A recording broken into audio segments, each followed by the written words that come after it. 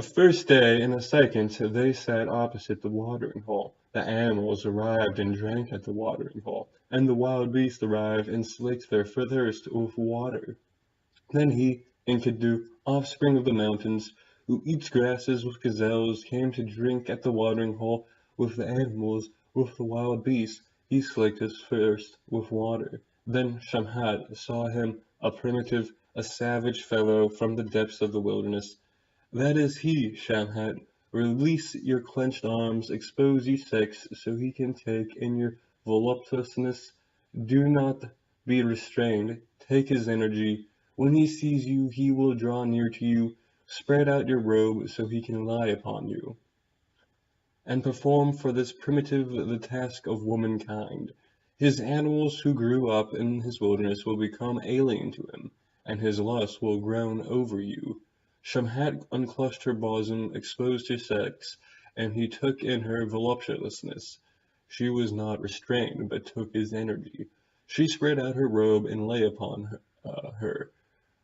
She performed for the primitive the task of womankind. His lust groaned over her. For 6 days and 7 nights Enkidu stayed aroused, and had intercourse with the harlot, until he had sated with her charms.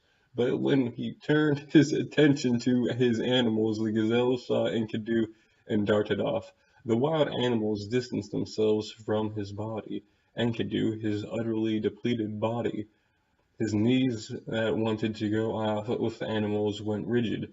Enkidu was diminished. His running was not as before, but then he drew himself up from his understanding, head broadened. Turning around, he sat down at the harlot's feet, gazing into her face, his ears attentive as the harlot spoke. The harlot said to Enkidu, "You are beautiful, Enkidu.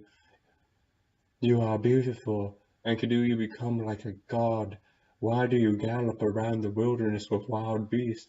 Come, let me bring you into Uruk Haven, to the holy temple, the residence of Anu and Ishtar, the place of Gilgamesh, who is wise to perfection, but who stretches his power over the people like a wild bull." What she kept saying found favor with him. Become aware of himself, and he sought a friend. Enkidu spoke to the harlot.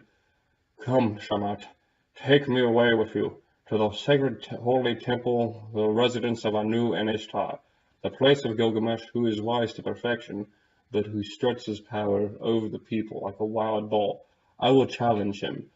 Let me shout out in Uruk, I am the mighty one. Lead me in, and I will change the order of things. He whose strength is mightiest is the one born in the wilderness." Shamhat to Enkidu. "Come, let us go, so we may see your face. I will lead you to Gilgamesh. I know where he will be. Look about, Enkidu, inside Uruk Haven, where the people show off in skirted finery, where every day is a day for some festival, where the lyre and drum play continually.